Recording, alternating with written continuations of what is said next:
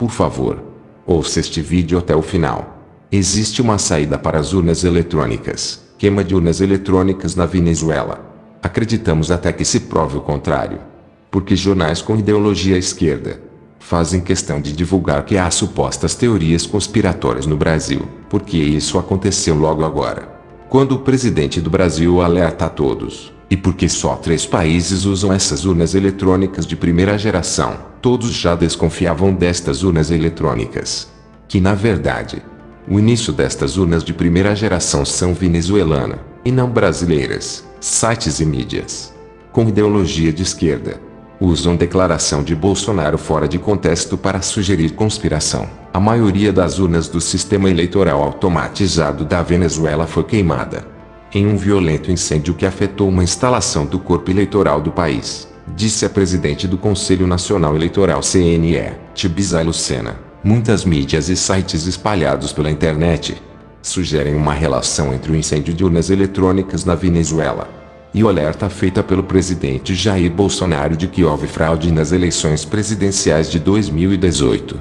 Muito estranho esse incêndio, porque o alerta do presidente foi dia 9 e o incêndio foi dia 7. Nesse caso, se não há nenhuma relação entre os dois fatos. E agora?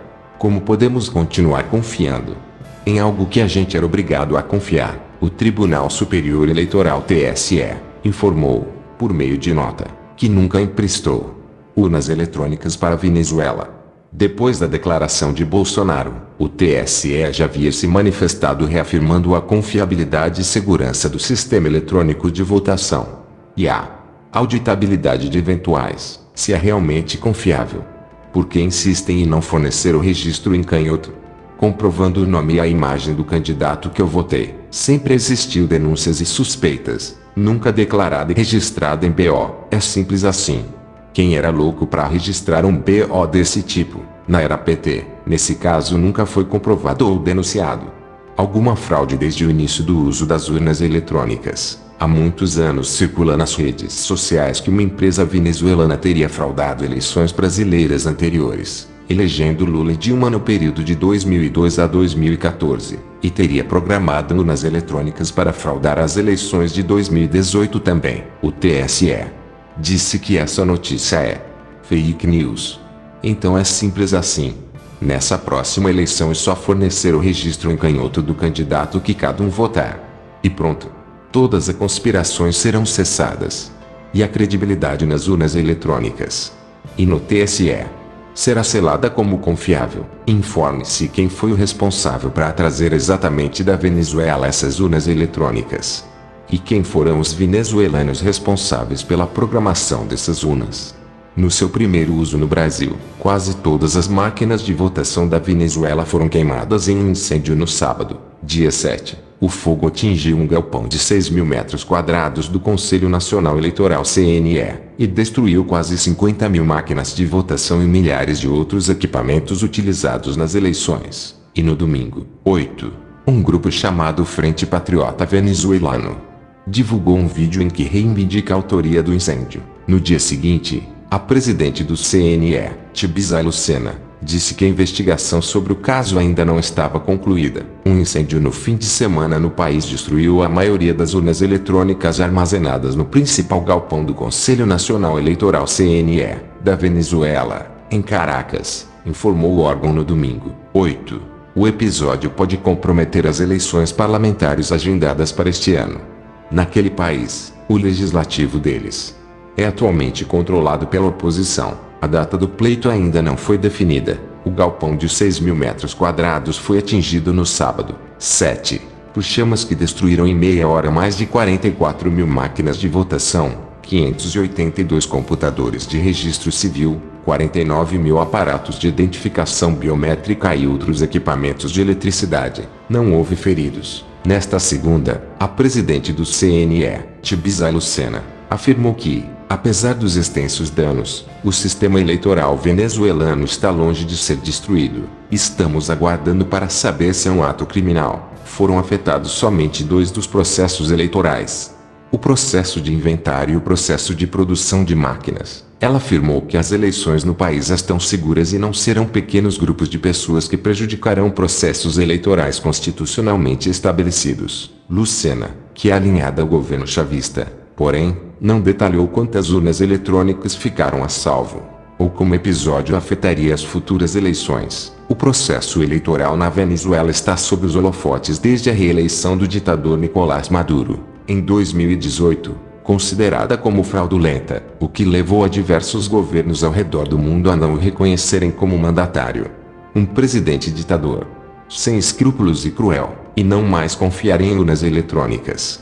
De primeira geração, a empresa que produz as urnas eletrônicas suspendeu as operações no país em 2017.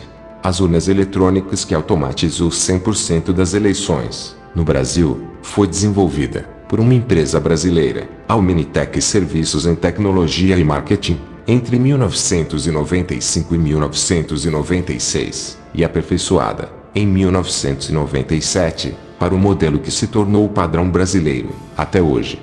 Máquinas de votação têm diferentes características de usabilidade, segurança, eficiência e precisão. Certos sistemas podem ser mais ou menos acessíveis aos eleitores, ou não estar acessível para os eleitores com determinados tipos de deficiência. Também podem ter um efeito na capacidade do público em supervisionar as eleições. Primeira geração de máquinas, DRE. As máquinas de primeira geração começaram a ser usadas em experiências na Índia em 1990, nos Países Baixos em 1991 e no Brasil em 1996. O primeiro modelo ou primeira geração de máquinas eletrônicas de votar tem por característica a desmaterialização do voto em sua gravação em meio digital eletrônico para posterior apuração, deixando margem para ser alterado da forma que preferir depois. Segunda geração. Nos Estados Unidos, em 2007, foi reeditada a norma técnica para equipamentos eleitorais pelos órgãos federais norte-americanos, na qual máquinas DRE sem voto impresso foram descredenciadas por não atenderem o princípio da independência do software em sistemas eleitorais, ou seja, as dificuldades para se determinar, na prática, a confiabilidade técnica do software instalado em milhares de equipamentos no dia da eleição, levou ao surgimento de uma segunda leva ou segunda geração de máquinas de votar, que passaram a adotar o princípio da independência do software em sistemas eleitorais.